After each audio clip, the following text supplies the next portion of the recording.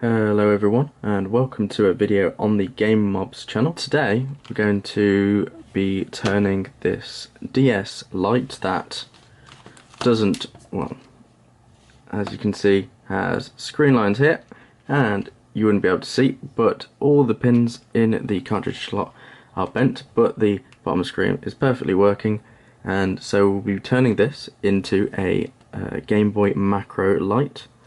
So the first thing that we're going to have to do is take this thing apart, so I'm going to get the screws out and I'll be right back. Okay, so all of the screws are out, so we can easily, well, just pry it apart and take off the back cover there, and so it will expose the main board. And what we're going to have to do is take everything apart. So I'm going to get these screws out from the board itself. Okay, we can also remove the triggers. Right, so after all of that is done, you'll have to remove the module, the Wi-Fi module here, which also acts as the BIOS. So these just pop off like that. And there's also the microphone one, which is the white one as well. And then we'll be able to take up the motherboard there, and down here we have the connection for the top screen. So we just want to flip up and disconnect that there, and all of that comes apart. Right, so I'm going to clear everything up and we will be back in a second.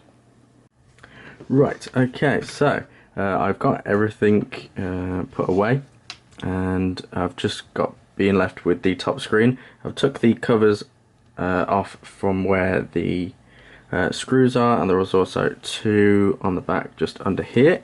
So these ones are only Phillips, not Tri-Wing.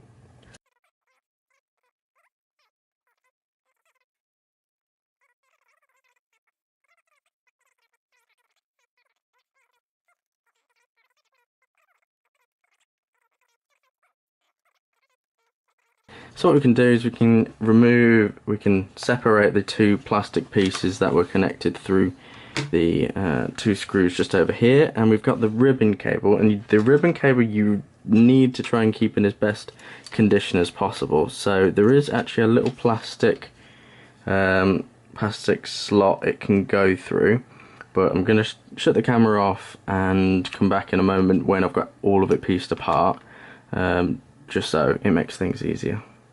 Right, so when all of that is done, you can remove the bottom plastic piece that you will need later on, or if you wanted to get a custom printed or painted one, then that's up to you, but I'll be using that later. And then with the screen, so I removed the hinges from both sides there, got the ribbon cable through, and then I also got a screwdriver, pried it around all the sides there, so it can easily lift away there. So the back piece you're not going to need just as yet, and then so we have the top screen here. So with this top screen we want to remove the Wi-Fi module and the speakers, but the speakers could come in useful later when we can add them into our new Game Boy macro Lite. So what you want to do is feed the ribbon cable around, but first what I think would probably be easier is we have the microphone and the Wi-Fi module, if we can try and remove those, but they're underneath the ribbon cable from the screen. So if I can try and remove everything together, I will. Otherwise, I won't be a moment. Right, so after that part, I have successfully removed the ribbon cable from the top piece here, and so that was just the screen left over here, and I had also removed the microphone and Wi-Fi module. So the next part will be quite difficult, but there's no soldering involved. So what you want to do is actually remove the whole of the backing of the screen, because we need to get inside. So for this, I'm going to try and pry it open with a screwdriver to bend up the edges of the screen and get inside of it.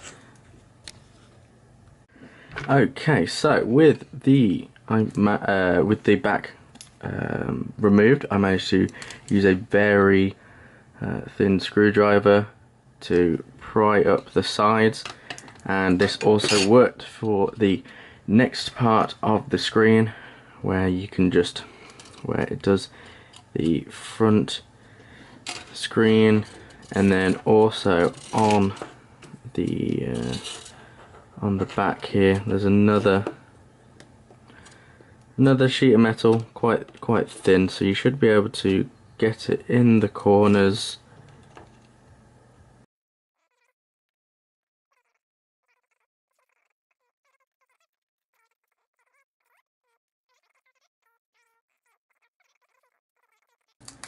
The glass there, and you can also see, well, I don't know if you can in the light, but the black lines from when we turned it on, you can actually see here, and then it's going to reveal what we actually need on this screen, which is underneath here, which is going to be the LED strip. That's going to be the most important part for this mod, because it recognizes that the LED strip is there, so it thinks that the top screen is actually there, even though it's not. So yeah, it kind of looks like a mess right now with all of this, but I'll clear it up, and then I'll explain the next part. Okay, so with everything removed from the screen, you now have the bare bones screen, which you're not actually going to need, and we've got the LED strip, speakers, all of that is attached to the ribbon cable, which we're going to need. But the actual screen part of this isn't really important, so you can actually cut it away from the ribbon cable, because you're not actually going to need it. So with that, there we go. So the screen you're not actually going to need, and it doesn't really make a difference. So all of this is what we're going to need to actually make the Game Boy Macro Lite. So with that, I can bring back the original motherboard, and we can start trying to assemble this back into the case and test to see if it works. Okay, with it put back into the bottom of the shell, I've connected the ribbon cable up, and we still have these speakers attached, it's just in the case. I can throw in the original battery there, and we can see that we have everything there laid out, so we can go ahead and try to turn it on and see if it works. So let's go for it. So the speaker's still working. And there we go, on the screen you can see it's got to the setup. So if I just grab one of the pads, we can see we can go through the selection, do the startup of the DS itself, and as you can see, the LED lights really was the only thing that you actually need for this mod.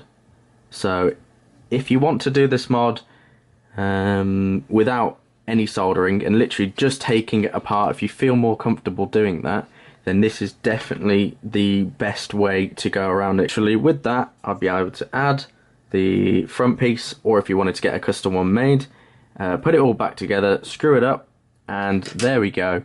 We have a Game Boy Macro Lite that will work perfectly. So I'm just going to actually quickly grab a game and we can test this out. Okay, so I've gone through the setup process. We have a game in. I've put Pokemon Emerald in there.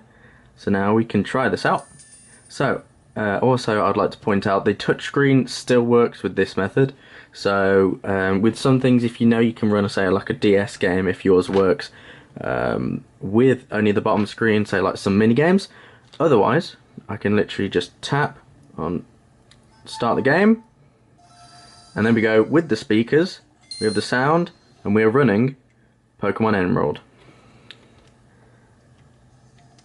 And then there we go. So basically, and we can also change on the main menu, we can also change the screen brightness, so if that's what you want to do. But otherwise, there is a tutorial on how to make a Game Boy Macro Lite without any soldering, and just a little bit of your time, a little bit of fiddling with some ribbon cables and disassembling it.